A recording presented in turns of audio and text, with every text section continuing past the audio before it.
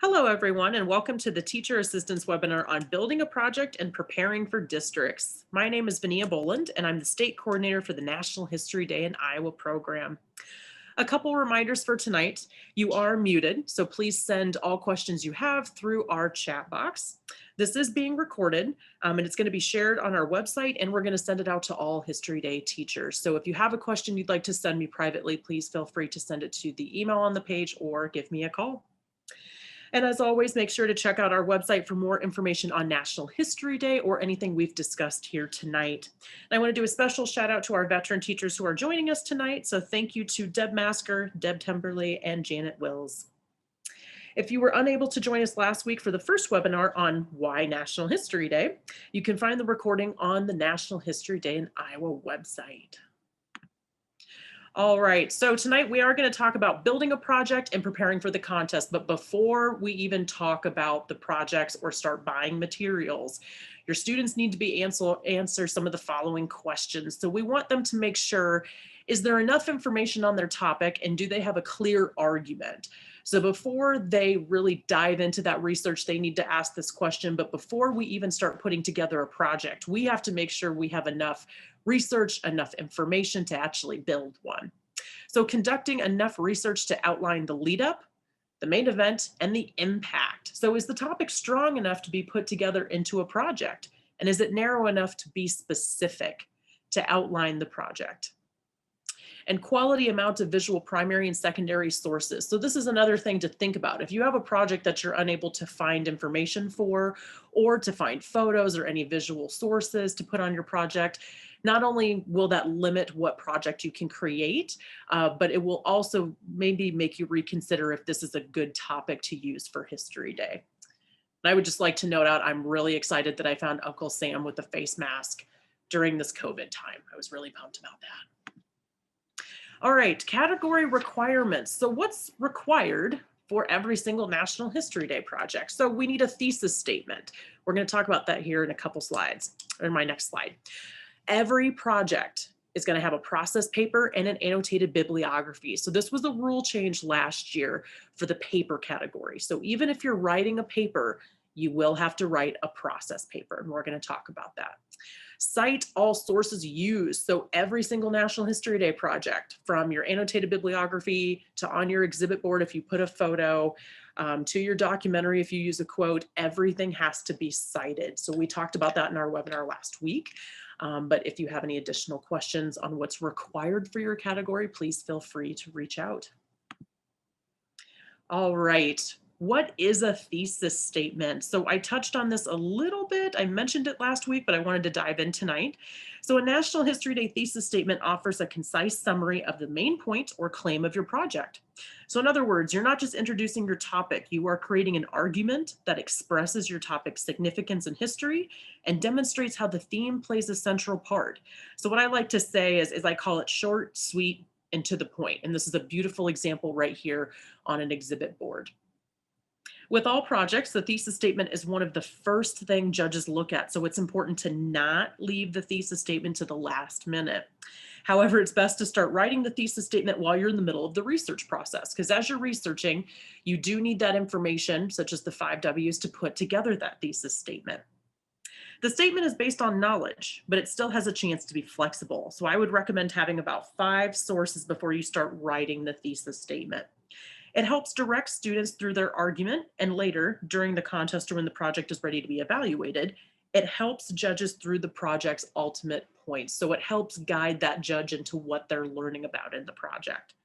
It's a very important part of the project, but for a lot of students, it can be pretty daunting and overwhelming, which is why we also recommend to start working on it during the research process. So we have 5 guidelines that we'd like to share with students. But let me first say there are no hard or fast rules for the thesis statement writing. So lots of teachers have different strategies, different worksheets they use to outline a thesis statement, but this is just what I recommend. I learned this strategy through the Minnesota History Day, and I use the worksheet that they've created. But once again, if you have a specific way you would like to do it, feel free. There's no specific rules on how to create one. So what I like to do is include all the 5 W's. The thesis is the first thing the viewer reads, so we should know immediately the who, what, where, when, and also the historical significance or why this is important. I'm sure many teachers and students have heard me say why or why should we care about this project, but this is kind of the heart of it right here. So just like when you're in a museum exhibit and you walk into the exhibit, there is a small panel that gives you a short description of what you're about to see. That's what the thesis statement is for a National History Day project. It goes beyond the facts. We don't need to see every detail of the topic in your thesis, but leave those for the project itself. The thesis statement is your argument or claim. So in other words, the thesis statement should clearly share the point that the student is trying to make. Keep it short. The thesis statement should hover between 40 to 60 words. If it's too short, then there's not enough information to explain the argument. But if it's too long, there might be too many details to be included.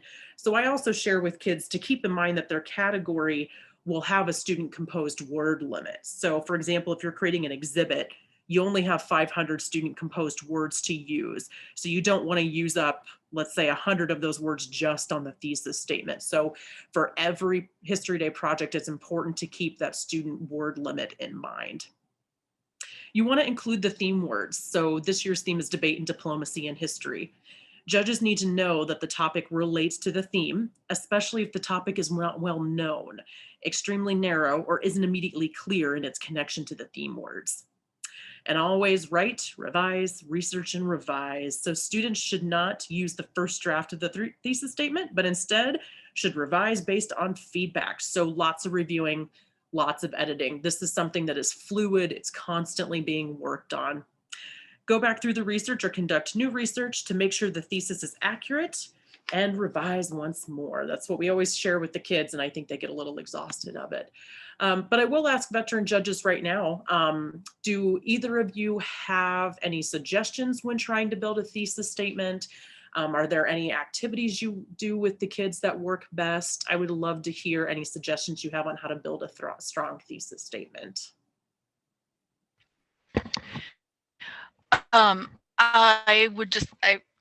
mentioned graphic organized. I say that when you started talking that you like.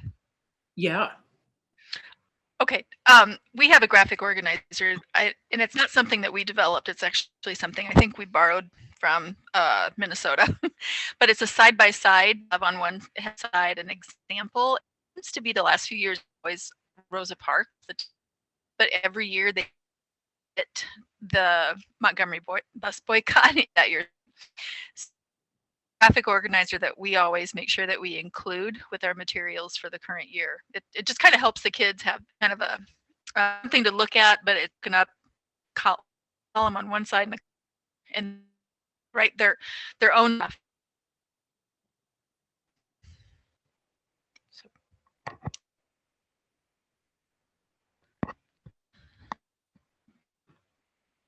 Were you for that?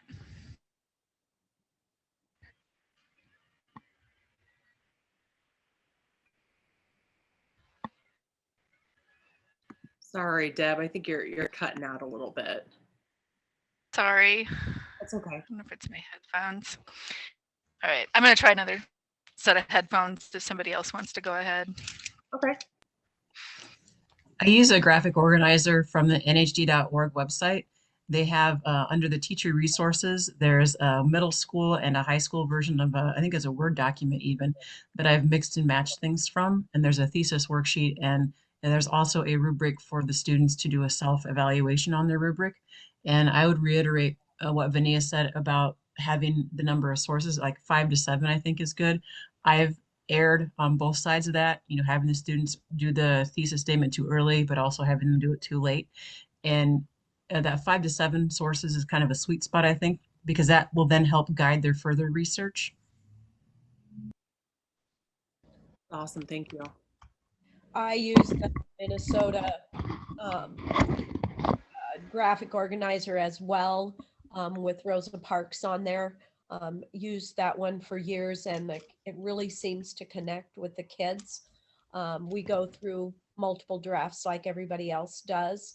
I have some former teachers that will also come in and sit down with the kids and have them read the thesis statements to them and go through it.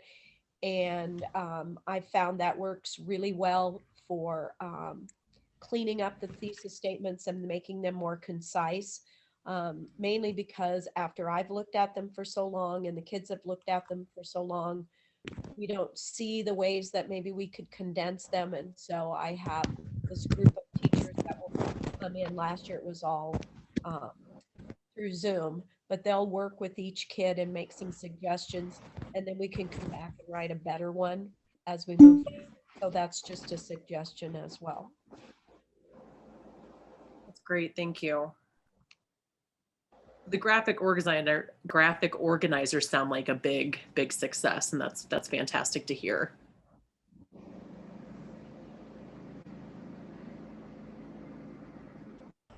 All right. So I'm taking a look at our chat box here, and I'm not seeing any questions. So I will go ahead and move forward to talk about more into categories, and then veteran teachers, I will then turn to you after each category so we can hear some great advice from you. All right, so picking a category. So first thing, we want you and the students to keep the following in mind. So when we're working on trying to pick a category, what category works best or supports my topic?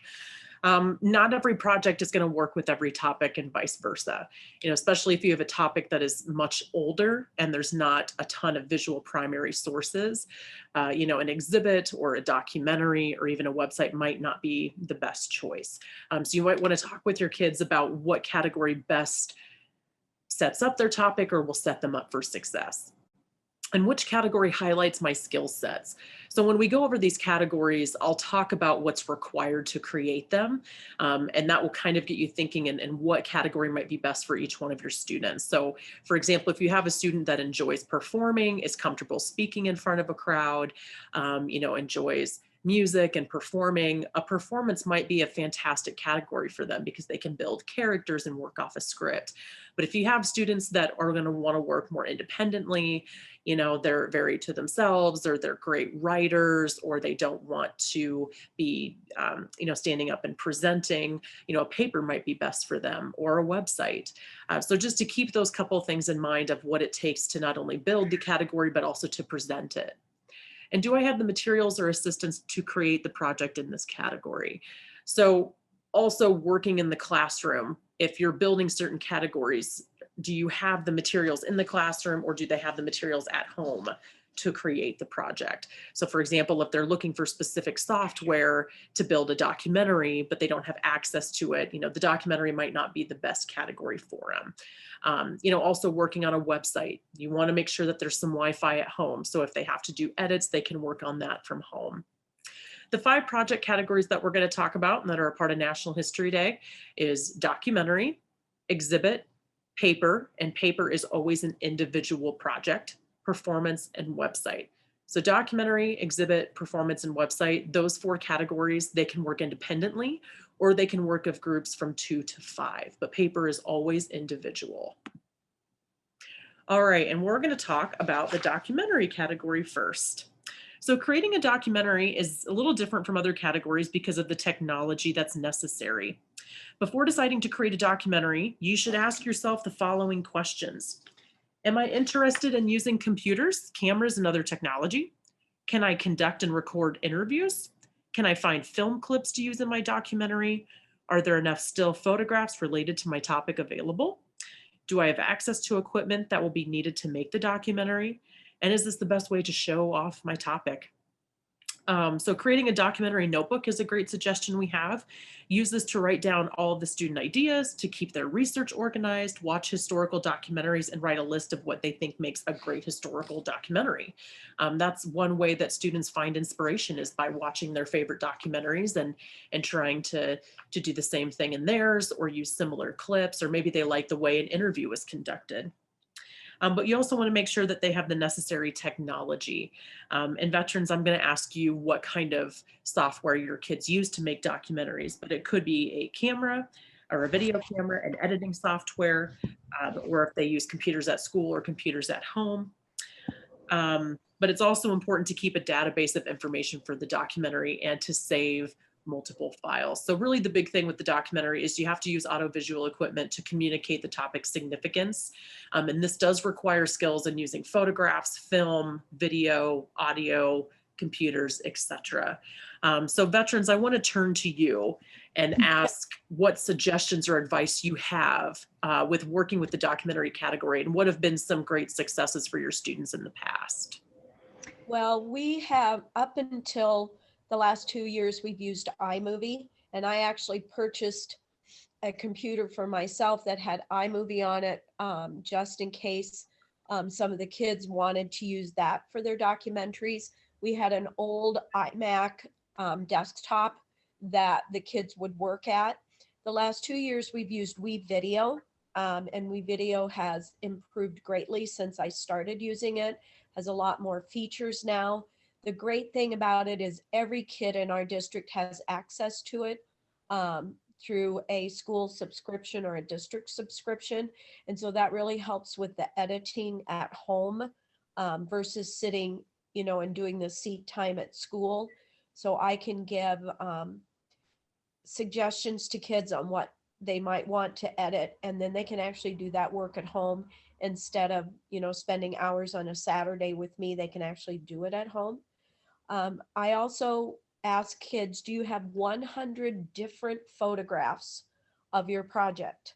And I know that sounds to be excessive, but having that close to that number to choose from to make sure they're relevant to the script is huge, because I know as a judge, I don't like seeing those pictures repeated. Mhm. And so if they can start to pool those pictures, and then we throw out the ones that don't work. But if we try to come up with that goal of close to 100, then we usually have enough that will make a documentary. That's great advice. Thank you. Anyone else? Vania, can you hear me this time? Yep, I can. Yes. Okay. We also use WeVideo at our school. We have one-to-one Chromebooks, and I wish we had a district-wide subscription. So I'm kind of jealous to hear that somebody has it. We've asked for that for years, but we actually have some funding where we're able to purchase 30 accounts to use for documentaries. And another piece of equipment advice I would give is make sure that you have a really a really good microphone. Don't use the microphone on the Chromebook, the one that's that comes with the Chromebook. We purchased some snowball mics.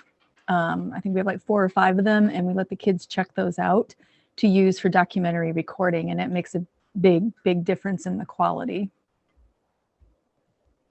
Vania, another thing that we've done for recording is Iowa Western will allow our kids to come out and use the radio broadcasting equipment to record with. And what's really nice about that is it has the big, huge mic that the kids can speak into.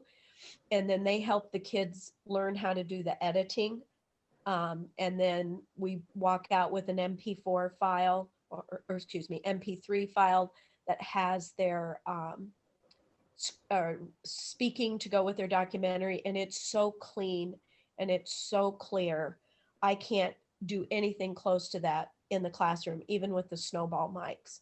And the kids do the work. My kids do the work, but the college kids will tell them which button to push and how they can do things, and help them through the cleaning up of the editing process. And what a gift that is. Now, obviously that didn't happen last year, but it did prior to that time.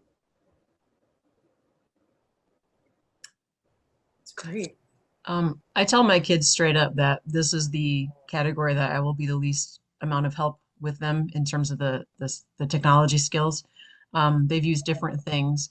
I think one of the biggest things for a documentary from a teaching standpoint is just to try to stop them from writing a script before they actually have a plan. The hardest thing, they just want to start talking and having a script done right away without having an actual plan. And then you end up basically having to start over with them anyway. So if you can get them to slow down for a bit and get that planning done, that'd be great. I would also recommend talking to your AEA they probably have a technology expert who might be willing to help and work with your students on those types of things. And one other thing I would also add is, yeah, I'm on. We don't give the account code to the WeVideo subscription until they've gone through all of the hurdles, and they have had a script that's been approved. Otherwise, if they jump into the technology, they tend to get bogged down by playing with the technology. That's kind of what I found. So once the script is approved, then I release the code. It's great advice. All right, so let's move into exhibit. All right, the exhibit is a visual representation of your research and interpretation of your topic's significance in history. So exhibit boards use colors, images, documents, objects, graphics, and design, as well as words to tell your story and showcase your research. So what I like to say to kids is if you're thinking about an exhibit, visit your local museums or, your favorite museum, or I always suggest the State Historical Museum of Iowa. But essentially what you're doing is you are serving as a curator and you are taking your topic and you're going to build an exhibit that the public will come and view. So you have a story to tell through color, images, graphics, objects, etc. So how are you going to put together that plan and walk your viewer through your exhibit? So a couple things you want to think about before you create your exhibit or as you get started is, does the item fit within the NHD theme and the theme of your exhibit? Does the object that I want to use in my exhibit advance the story or you're trying to tell? So is the document or visual primary source that you're thinking of displaying, is there too wordy? Is it too long? Is it easy to read and understand, or will it take up too much space on my exhibit? So think about the certain graphics and visuals that you want to use. Are my visuals interesting and appealing to the topic? What images best tell my story, or is it just something cool to look at? Do you want to include artifacts or props in your exhibit? So there's a couple examples here in this photo. This student selected only artifacts that connected to her topic and specific things on her board. And will your exhibit contain audiovisual materials? So it is allowed to have audiovisual. For example, I've seen students use iPads that have a narration or an interview, but keep in mind if the student is sharing information, for example, if they recorded themselves and they're on the iPad sharing it, that does count within their student composed word limit. But if they're showing a speech or a video clip of something that connects to their topic, that would be considered a primary, a quote. So it does not count towards that 500 student word limit. But I really just want to reiterate with exhibit boards, if you're thinking about using objects or a tablecloth or something underneath, the exhibit board does have a height requirement of, a height cutoff of 6 feet. And we do measure from the bottom of the project to the top. So let's say the fabric is off the table a couple inches, that is a part of that measurement. So just keep that in mind. I'd like to say that less is more. We really want to sell your topic. We want the student composed words and your research to be the highlight. So the project you're looking at right here on the screen, this is at the national contest. So this project went through 3 levels of competition to get where it's at. So you see all the beautiful colors, you see the fantastic design, but this took a lot of work and many months to piece together. So I want you to think research over visuals. Excuse me. But with an exhibit, you are going to be writing titles, text, and labels, but it's also referred to as writing the script of the exhibit. So like all good writing, your exhibit script or labels needs to be grammatically correct, use good sentence structure, and make wide word choices. So this is that time that you could look up different synonyms to the theme words and integrate into your project. But you really want to check on spelling errors, and you should expect to have several drafts of each label. So I would highly recommend having other teachers or other friends come in and evaluate these student projects. But teachers, I'm going to turn it over to you. What suggestions or advice do you have for the exhibit category? For me, this is of the 5, this is the biggest challenge for me because of the limit of the 500 student words. So we go through a lot of drafts of things as they're trying to come up with what they want their final board to work with. I have had students use bullet points instead of complete paragraphs. I don't know what's the best way to go. I had a young lady qualify for nationals, and the judges' comments were that she needed to convert her text into more bullet type lists. And so we did that for nationals, and she completely reworked her board. And then at nationals, they asked us why we use bullet points. So I don't know. Anyway, for me, it's such a challenge with the 500 words, and everything is so important. The colors are important.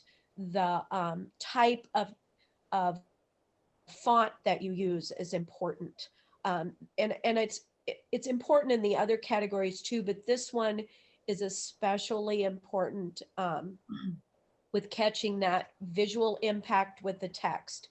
And again, I would use people to come in and look at boards as they finish sections of them and give suggestions. I have a retired History Day teacher that I bring in, and she will make comments and suggestions as the kids are putting things together, just to have that extra, set of eyes on it. And she does a great job for me as far as helping the kids see maybe things a little bit differently. So, just think about color and font and all kinds of things. I have a girl that did an exhibit with hot pink font, and I told her not to use it, and she used it anyway. And I thought, okay, fine. She's going to find out at district contest not to use hot pink font. Sure enough, the first comment was, don't use hot pink font. So make sure your colors are historically accurate. For some reason at our school, these are always the projects that are done last, and it's usually like on a Sunday afternoon before a competition. And you would think with the fewer student composed words that wouldn't happen, but it's always the exhibit boards that are the last ones done. One thing that we did is we took some of our funding and we invested in a good color printer. And we keep that in our honors language arts classroom, and only the teachers affiliated with National History Day can print to it. And that saved us a lot of time, because in our first few years, we were sending things to our print shop to be printed in color because we didn't have any other colored printers in our building. But we decided we would just buy one and quietly put it in a classroom. And that is a great thing for us. We keep a lot of the supplies for exhibits on hand. We buy felt to cover our boards. We have wooden boards that we use for this. We keep a ton of rubber cement, and we also have lots and lots of cardstock. But one thing we learned about the cardstock, like for backing the student text and the quotes and things, is we have basic colors. We only supply basic colors: red, blue, green, white, black. If they want something different for their project, they have to supply it themselves. Mhm. I use insulation board for my boards. I know you said wooden boards. We have gone to the insulation boards, and from a 4x8 sheet, I can usually cut enough to make one project board. And it's so much easier for the kids to lift and put up on the tables. And so we've gone to the insulation board, and that has worked really well for us. We also cover ours in felt or other kinds of fabric, and then I've got one board that's purple that I think it's been through 5 contests, and it's still hanging in there with the purple felt. But we do change the felt colors or the fabric colors to match. But boy, insulation board makes it so much easier to lift. One of the things that I find with exhibits is that most students try to gravitate toward exhibits because that's what they've done before. But one of the challenges then for them is that they need to bring up the level a little bit. I teach 8th grade, and I just tell them, if you can't cut a straight line to save your life, even with a fancy paper cutter, maybe you shouldn't do an exhibit. because when there's a fourth grader with a cute little poster and things are crooked, it's cute. But when it's an eighth grader, it's embarrassing.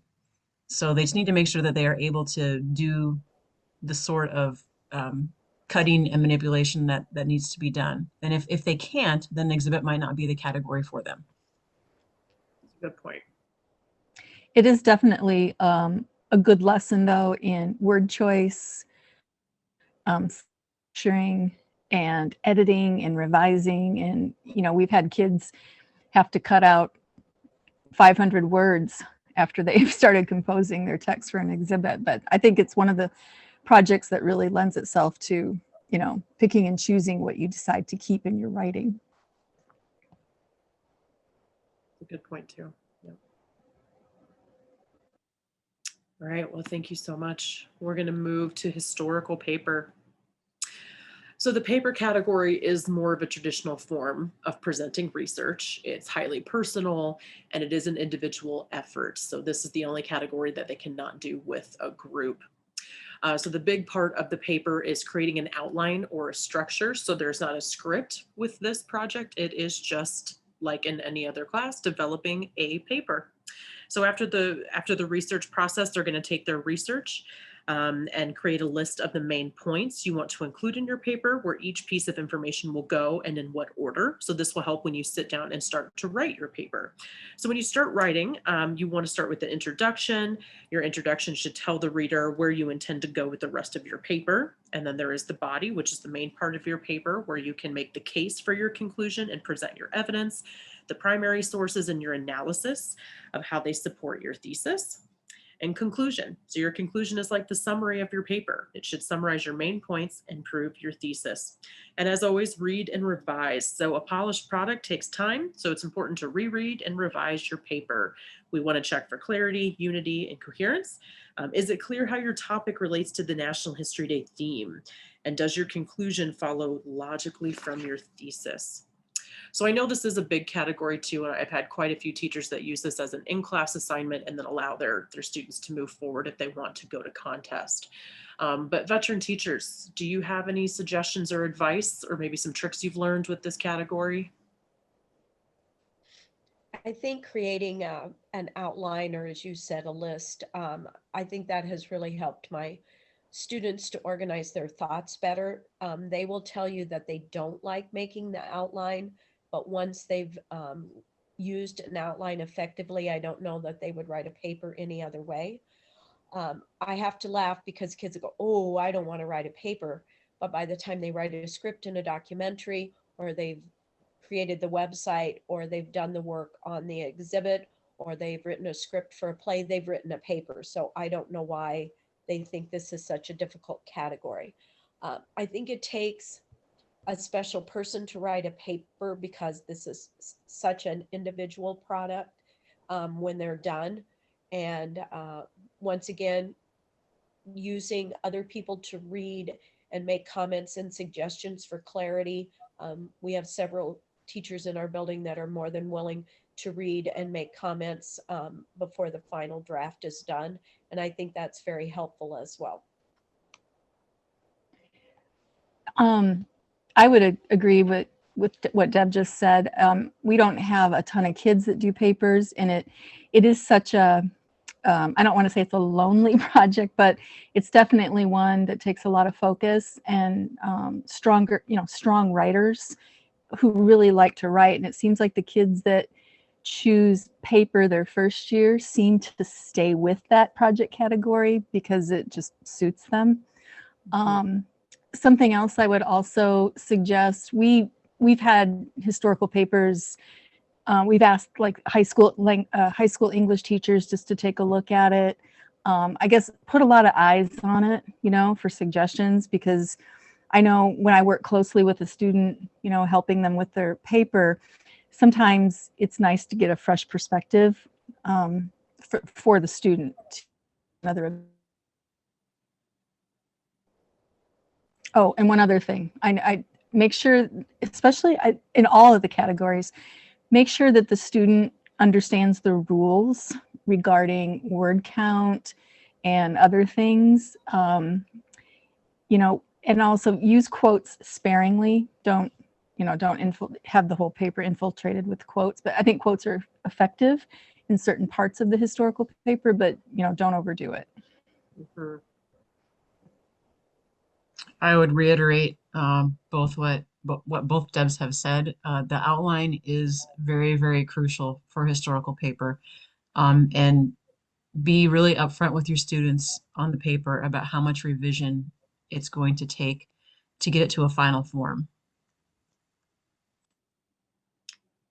Absolutely. Wonderful, thank you. So we're going to move into performance. So performances are a dramatic portrayal of your topic's significance in history. It should be scripted based on your research and should have a dramatic appeal. Develop a strong narrative that allows your subject to unfold in a dramatic and visually interesting way. And just a note here for all categories, but especially performance, there are some great examples on YouTube. So if you just search up National History Day performances or sort by state even, there's some great examples on YouTube. But consider individual versus group. So it's a big decision for students to decide whether their chosen topic will be most effective as a group or as an individual performance. And obviously research the topic first. You want to write down important facts or quotes that might be important to the performance that must be included for your characters. Write the thesis statement, supporting statements, and a conclusion. Think about how these might become a part of your performance. Prepare a script. So brainstorm with general ideas on how they might be presented. If a group is performing, each member should describe different ways in which characters might interact. So make sure your script contains references to the historical evidence found in your research. Use actual dialogue, quotations, or brief excerpts from speeches are a good way to put historical detail into your performance. Remember that your script should center on the thesis statement, supporting statements, and the conclusion that you developed from your research. And preparing the set. Think about different types of sets that might help depict your topic. Is there a prop that is central to the story? For example, if you're, a president and you're doing speeches, do you want a podium or do you want a desk with the seal? Preparing the blocking or choreography. So to block in a performance is to determine where the actor will stand, move, and or relate to the set. So you should think about these movements when deciding what type of set to design. Preparing the costuming. Good costumes help make a performer convincing, but make sure that they're appropriate to the topic. So you don't need to purchase or make an elaborate costume. Sometimes simple works best. So for example, these two girls right here on the screen, the girl on the left, she wore all black. And when she changed into different characters, all she did was add a coat or add a hat or an apron. So she was able to change into multiple different characters by just simply wearing black and adding certain accessories and changing her voice. Practice, practice, practice. So we want to work on speaking clearly, pronouncing all words correctly, and projecting your voice so that the judges and the audience can hear every word. And obviously rehearse with the set and full costumes as often as possible.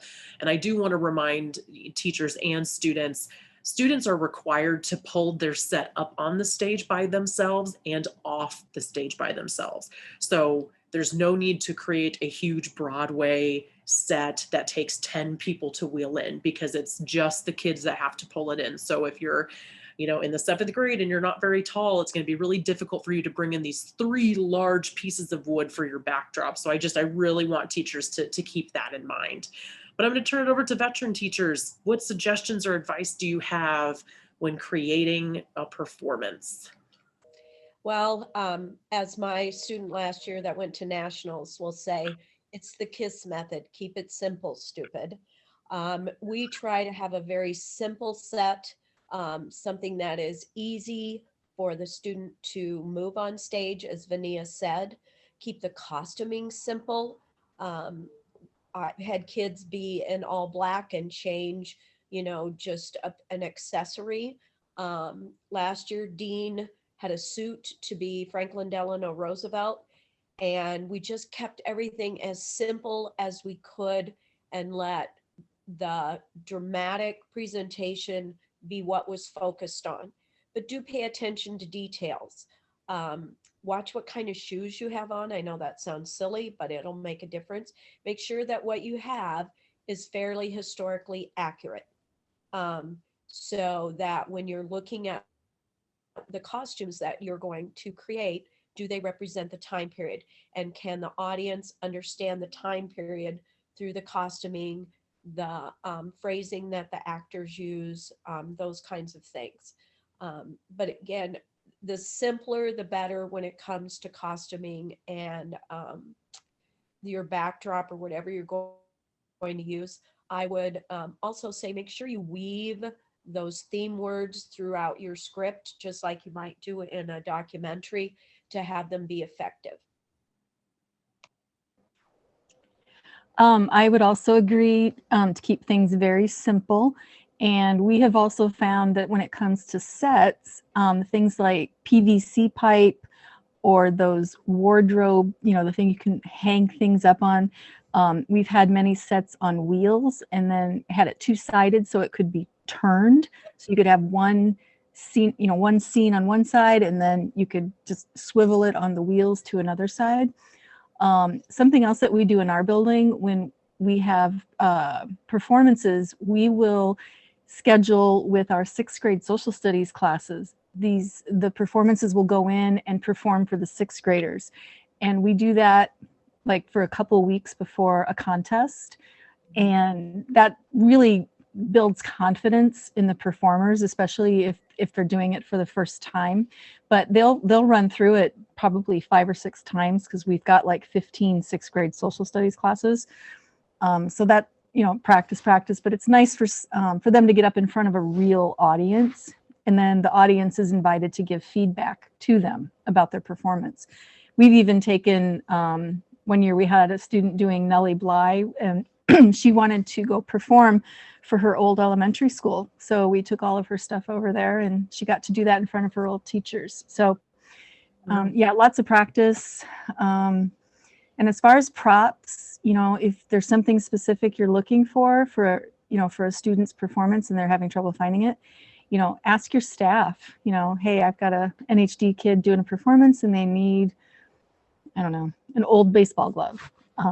So, use your resources for props and things like that. Wonderful, thank you. I wish more students would do performances. They're really fun. And I teach 8th grade and they're pretty dramatic in general. So I would like to see more kids do performances. I read, everything that Deb and Deb have said really makes a lot of sense. And just keeping things simple and keeping things easy to move is one of the biggest things. Because when you get it on a bus, if you have to travel somewhere, things can get damaged if you have the wrong things. And I was just going to add one more thing. When they practice, make sure they do it from the very beginning, which is bringing their stuff onto the stage. Because I think they only get 5 minutes to do that. Every time they practice, they should be practicing getting their stuff set up, doing the performance, and getting their stuff off. That to me is practicing. Absolutely. And yes, just great advice from all three of you. Thank you. And I do want to do a small shout out too. Performance is one of our weaker categories, especially in our senior division. So teachers who are listening, if you have students in the 9th to 12th grade and they're trying to figure out which project might be best for them, have them take a look at performance.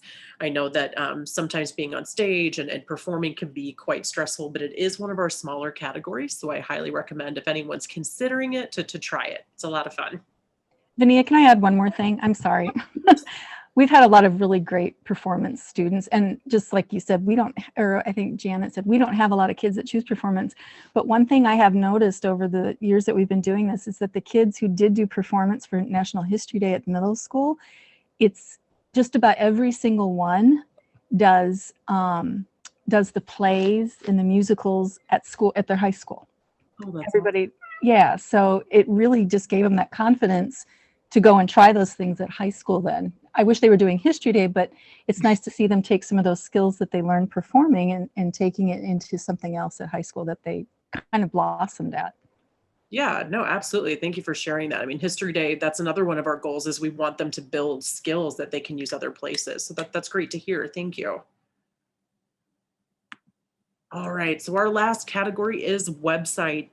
So websites reflect your ability to use website design software and computer technology. So you're building web pages designed to engage and inform viewers. So it's interactive, multimedia, there's text, photos, videos, or music. But the big details here are organization and design.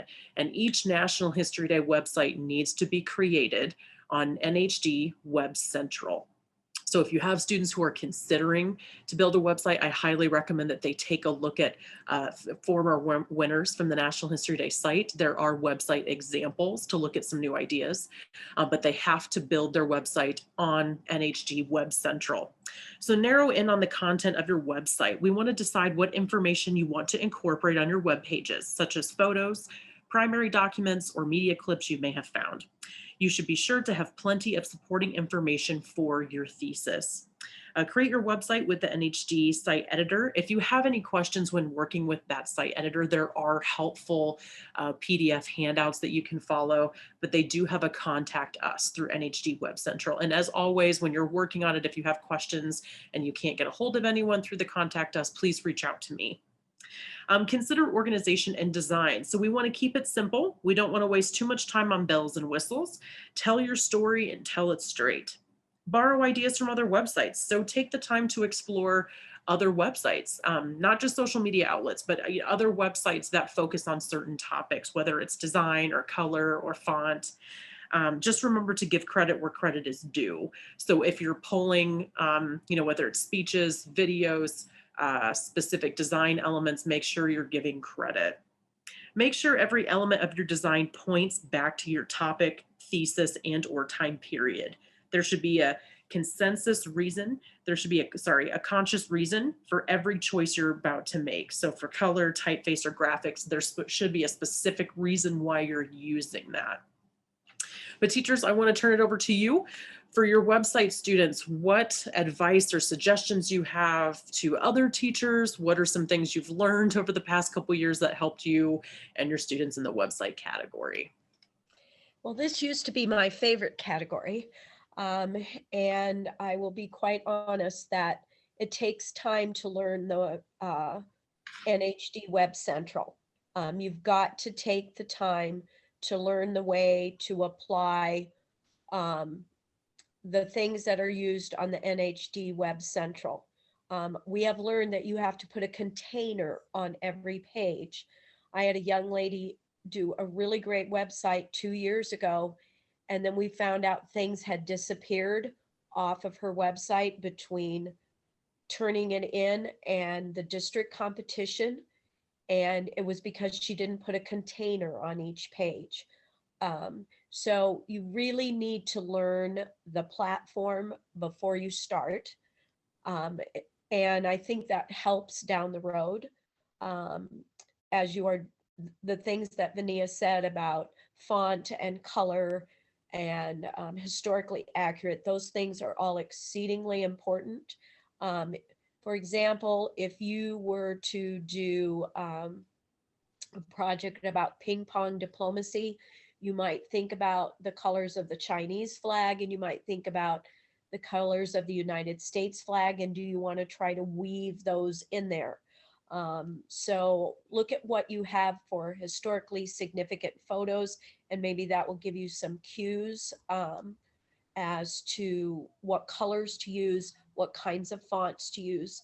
Script font is always not a good idea, not because it can't be read, because it's cursive or script, but it's because it's hard to read because of the style of script.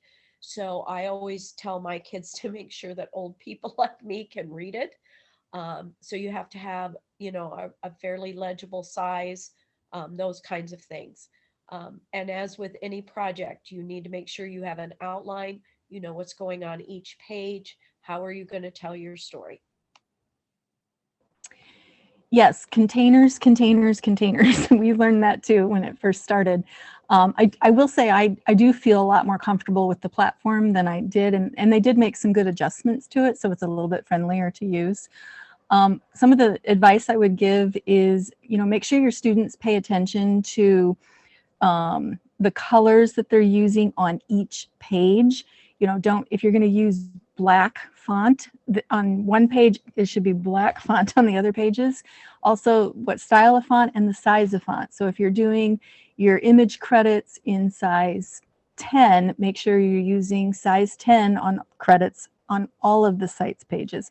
I think this is the one project where kids get a little, I don't know if it's forgetful or careless, but make sure you stay consistent with font choice, font size, font color, depending on what part of the page it is, whether it's a header or a subtitle or, you know, just student composed text. The other thing that I've learned about the platform too is when you're developing your navigation bar, make sure, my advice to kids, teachers, make sure they're using the navigation bar that has the little wand. I can't remember the technical term for it, but don't build a navigation bar on each individual page. Use the, I don't know what it's called, it's like the magic navigation bar. And the other thing I've also learned is the kids are much more fearless with this than I am. And find your experts. We have a girl in our building who knows every in and out of this platform. And she was just a 6th grader last year, but she's pretty fabulous with it. So if I can't figure out how to do something, I will email her and she will actually develop screenshots of what to do. And then I send those to the kids with the questions. So find out who the experts, because the kids will become experts in this. And website is an extremely popular project category in our building. I think for the website, it's the planning. Make sure you have your pages mapped out before you start actually working on things.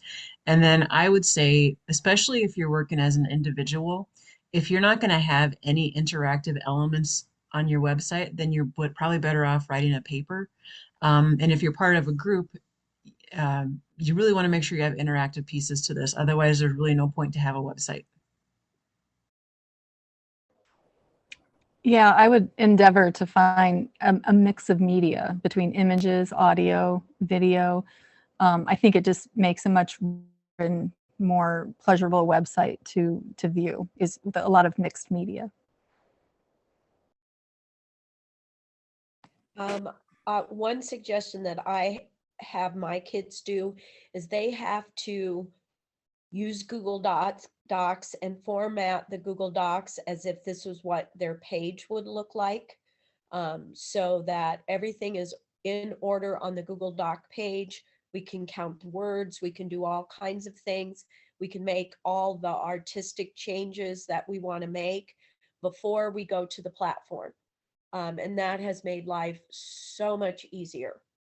And so I make them set up Google Docs, starting with the main page and linking everything so they get practice doing that. And then they can basically just copy and paste into the Web Central platform. That has made life better.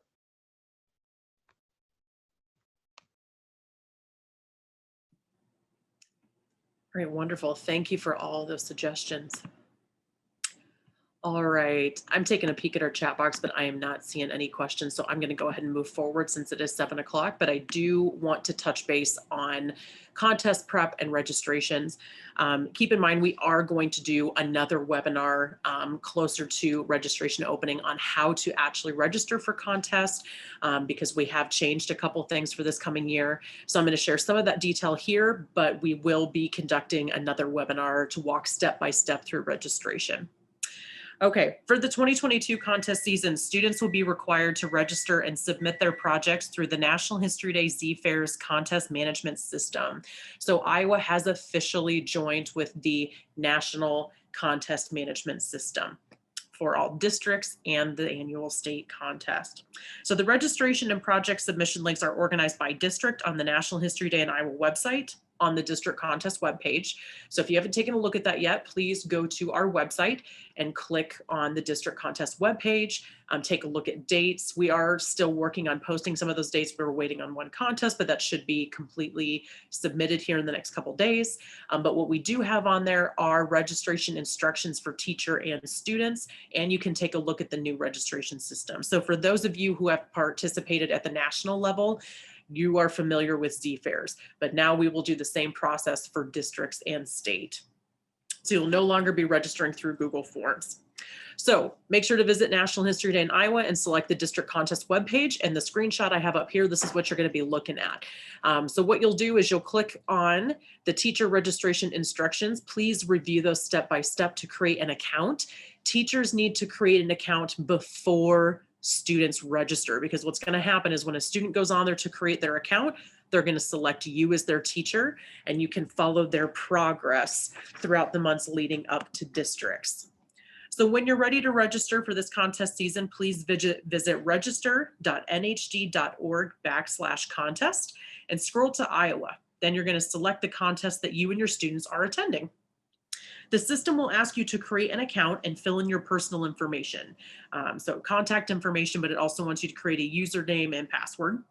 It's going to want school information, and there will be a teacher permission form and waivers for you to review for you and your students. So the great thing with this system, what we're really excited about, is that teachers can keep track of their students if they've registered and their project submission process. You'll be able to log in at any time and see if your students have registered and if they've submitted their project. So when you're ready, make sure to visit that site, scroll down to Iowa, select your district, and you will be able to, I'm going to step back here one slide if it will let me, but you can download, I'm sorry about that. You can download the PDF of the step-by-step directions on our website, and that is available right now. So I do want to go over what we mean by submitting projects through ZFairs. So in every category, we are asking students to submit a PDF of their process paper and a PDF of their annotated bibliography. During the virtual seasons, because of COVID, we had some great feedback from judges that they really enjoyed reading through the process paper and the annotated bibliography before the contest.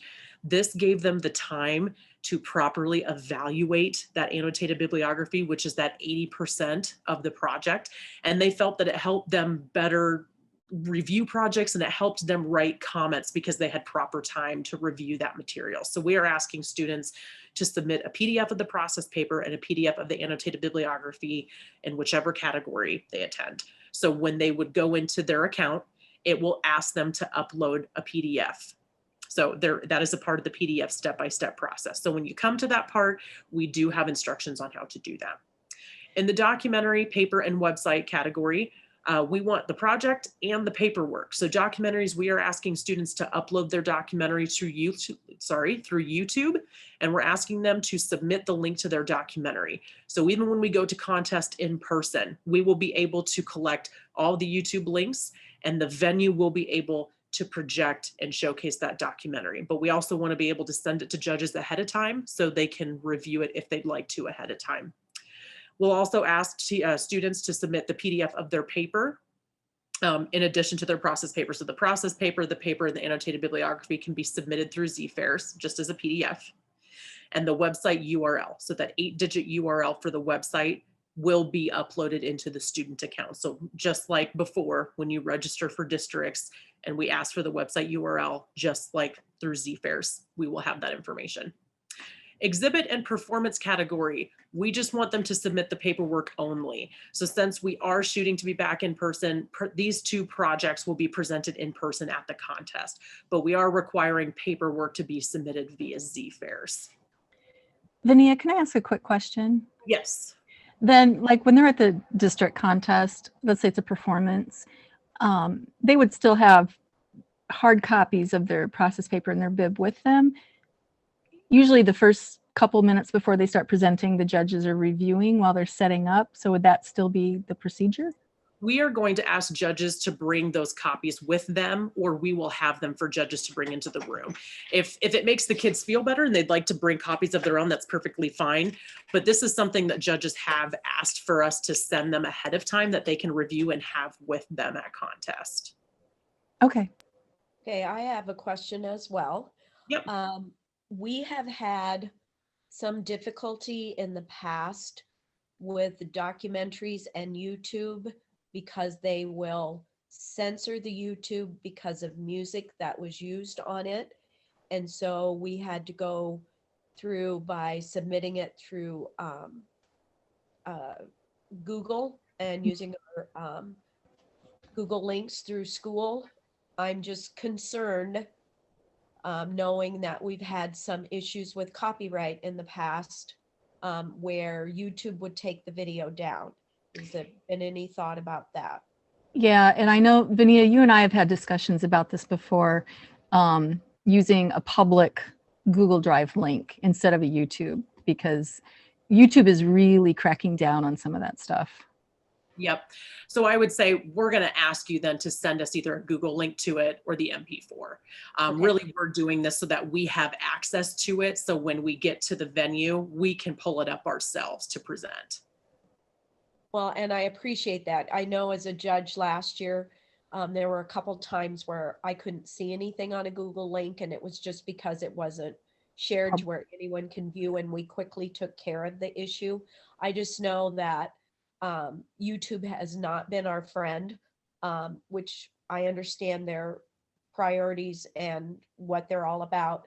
But when you're doing something for an educational purpose, and it's a Beatles documentary and you use a piece of their song and they shut you down, it's difficult. And it's the same way with anything with Disney. We would just ask you to send us the file of the documentary. Okay. So they wouldn't be docked anything if they can't if they can't post it on YouTube. But if we do use a public Google Drive link, it's okay. Yes. Okay. This is really just for us to send it to judges ahead of time if they wish to review it before the contest, or if they're sitting in the judges room and would like to take a look at it again. This is just for us to have that copy of it. Do you know how many days ahead of time? Because this is going to change the whole way my documentary kids think. Yep.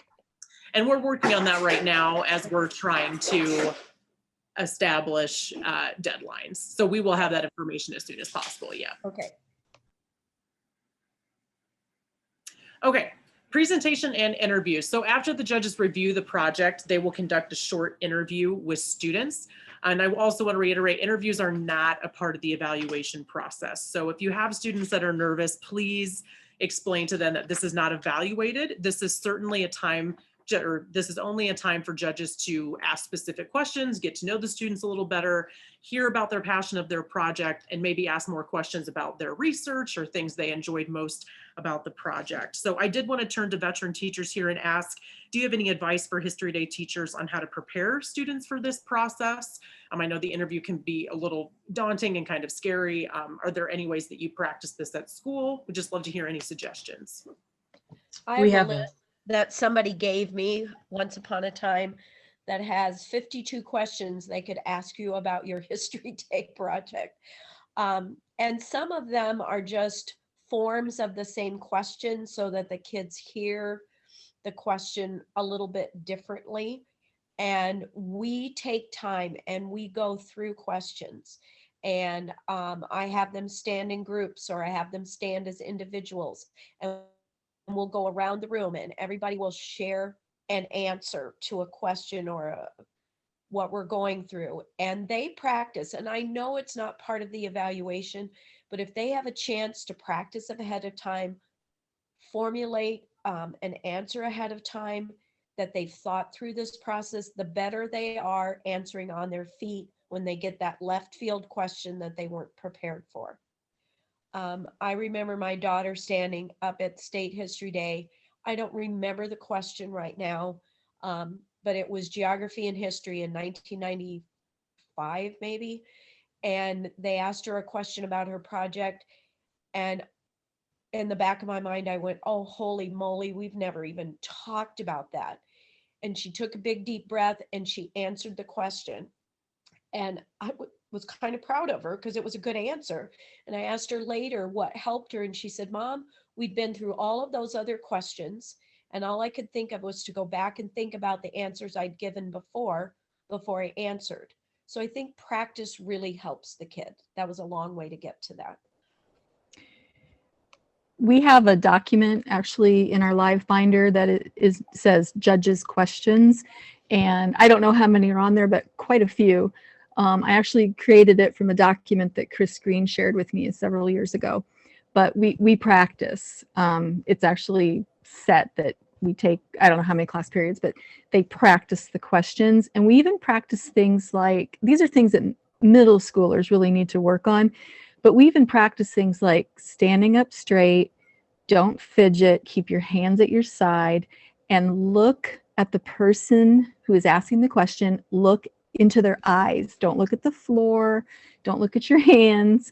So we even practice those kinds of skills because honestly, some of the kids need to practice just standing still and standing up straight. So the more you practice the questions and how to answer them, the more comfortable they'll get. But we practice everything from the answers to the physicality of standing there. We also practice shaking hands. Now, I don't know if will be kosher during COVID anymore. We actually have them practice shaking hands with the judges, the standing up straight, all of those things that you shared, because this is the first time they've ever done anything like that. We've also talked about how to dress appropriately. And I don't mean that I tell the kids and their parents, you don't have to go out and buy a $500 outfit. But if you have a clean pair of pants and a nice shirt, and gentlemen, if you have a tie, that would be great. If not, I have a closet full.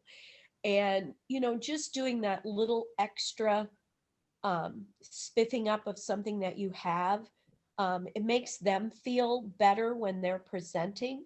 And if I have kids that I know don't have an opportunity to have that nicer pair of pants, I'll go to the Goodwill, find out their size, get them a nice pair of pants to wear, just so that they feel a little more professional when they're presenting.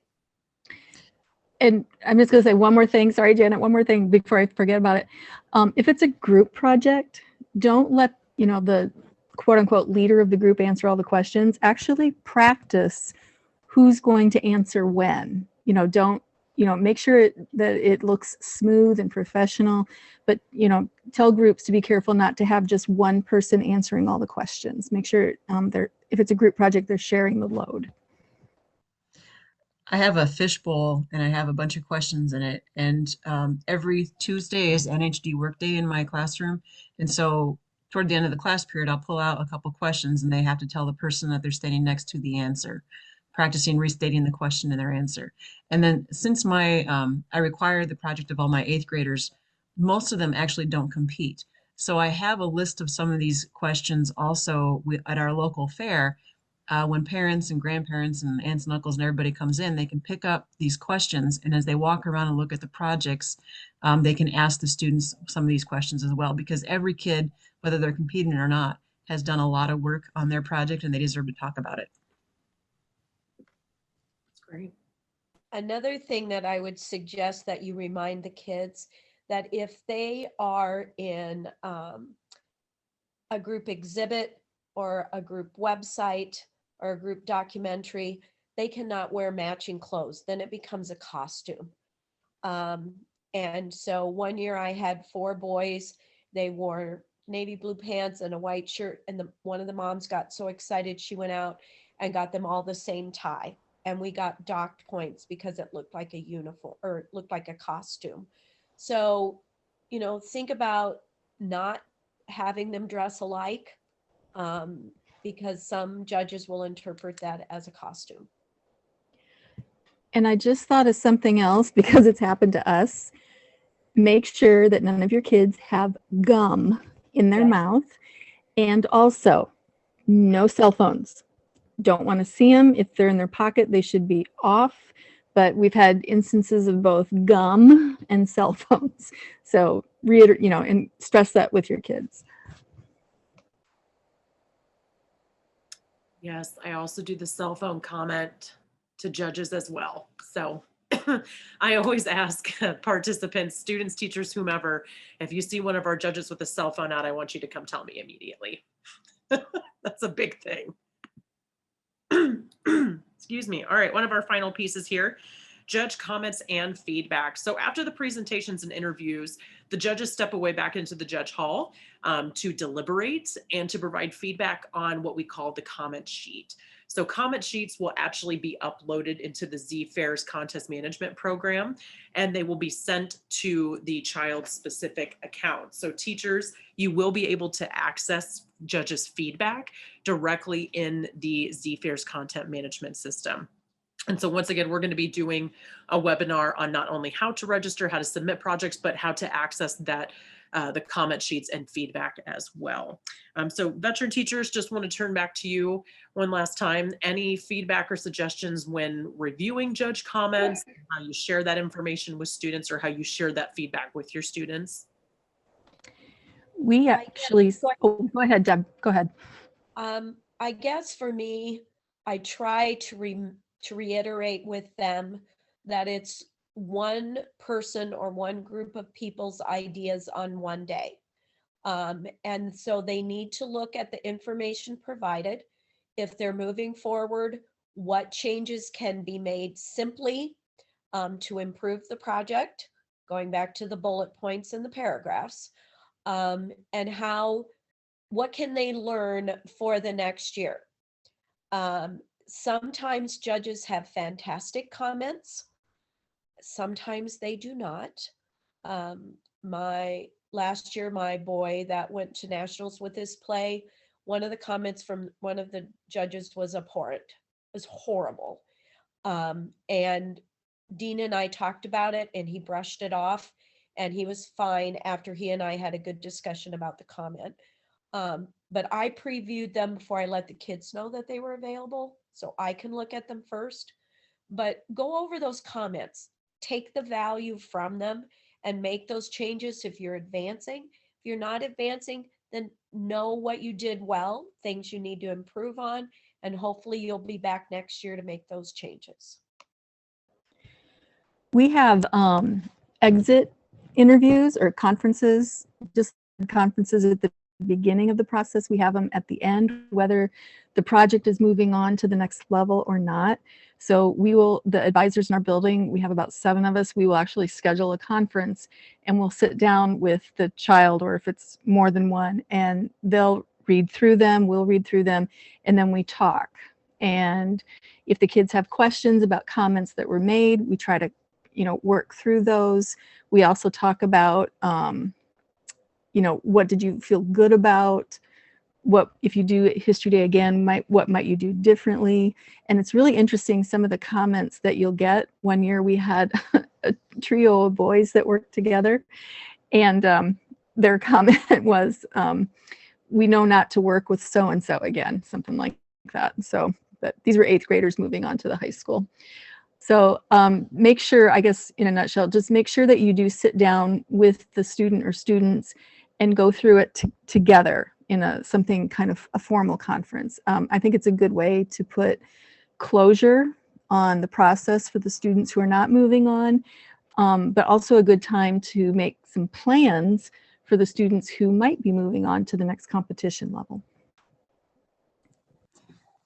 I think this is one of the hardest parts of the contest experience, because lots of times we get contradictory comments from judges, in particular at the different levels. At our district level, a judge says one thing, but then the change, and then at the next level, a judge says the opposite. So we do talk a lot about how it is subjective. Even with the greatest rubric in the world, it's still some subjectivity with History Day. And to take it for what it's worth. We read the comments, see what we agree with, see what we disagree with, and that can be a great conversation as well. And probably one of even the hardest parts is when parents ask questions about the judge's comments, because we just can't explain it. Those who have had kids in speech and in small group music contests have a better understanding of some of these kinds of comments, but you might have to explain it to them.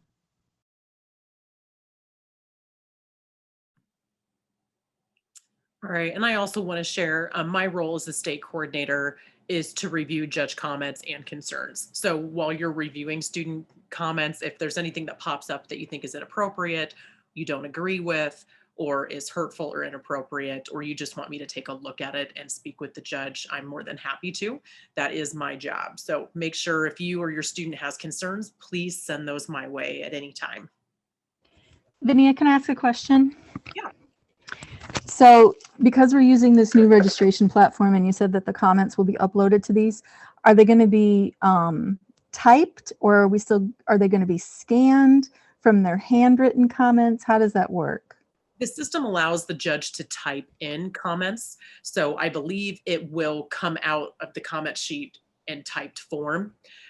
We haven't been able to work with it in a district level yet, but we've taken a look at the state level. So at this point, we will not be scanning anything. We are going to shoot for judges to type their feedback into the comment sheet that's connected to the project.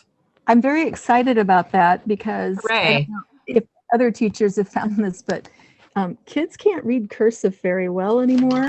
And also some of the handwriting of the judges in the past has been very difficult to read. So I'm kind of excited about that part. Yeah, we are too. And we've had great feedback from judges who judge virtually. But I've also had feedback asking if there was an opportunity for them to type in a form pre-COVID because it was just easier for them. Also, if they're reviewing stuff at home, they could type notes and bring it with them to speak with the judge and then just copy and paste or make editing. So I think as the technology advances, so will the program, and that this is kind of one of those things that we've been hoping that we could do for the past couple of years. So we're excited for this too. We're going to do some tests of it, but we will be asking judges if they can bring their own laptop or seeing if we can get them connected with laptops or computers on the facility so that they can type comments. I know last year when I judged for New York and Louisiana and wherever else my name got put on a list, I typed all my comments ahead of time in Google Docs. And then after the judges and I conferred and we came up with our top three, or our in order ranked our contest entrants, then I could just go in and copy and paste my comments in. And also having that conference allowed me maybe to go in and rephrase something that I had already typed to match or reiterate what the other judges had said. So I know I came in with my comments pretty formally typed, and then I just edited as I needed to. And I thought that was great. Yeah, that's awesome. We're really excited about using this system, and hopefully the kids will enjoy it too. But we've had quite a few learning curves going through COVID, but we have had quite a few positives come out of it, of how we can streamline the process more. And so this is another one of those that I think judges will be excited about too. All right, I am not seeing any questions, so I hope that I get some questions sent to me. But just some additional assistance here as always, make sure to check out Insider Tips webinar series on the National History Day in Iowa website. We have a couple more webinars coming up where we're going to talk about historical argument and another series on building the project. But there are other videos working with national qualifiers on how they piece together their projects. And different elements of the National History Day program. So make sure to check out Insider Tips. Ask a librarian if you're needing help looking for resources, and if you've got some students that do need some assistance, please submit a request to speak with one of our librarians at the State Historical Society of Iowa. We are here to help you. But like I've said before, we need you to ask specific questions. So I've had kids in the past that just sent our librarians their topic and they just wanted everything they could have on the topic. But our librarians need specific questions on what you want answered and what you're looking for. The mentorship program, you can get paired with an NHD alumni to receive feedback before the district contest season. I've had a couple submissions. We've gotten those sent off to mentors, and our mentors are really excited to get started and help working with students. So if you're looking for a mentor to maybe pair with your classroom, they can review material via email, or you can share Google Docs or a Google folder of projects. Please utilize this program. Our alumni really want to get involved. I have a handful that are in college, but they miss History Day. And they've reached out to me multiple times asking when they can help. So please take a look at these different assistants on our National History Day in Iowa Getting Started page. But I want to say thank you to Deb, and Janet. I really appreciate you joining me on these two webinars. And thank you for sharing your advice and suggestions with other teachers. And as always, if you have any questions at all, or if you'd like to speak with one of our veteran teachers, or maybe you had a question on something that they mentioned in today's webinar or the webinar from last week, please give me a call or an email and I'd be more than happy to get you connected. But thank you so much for joining.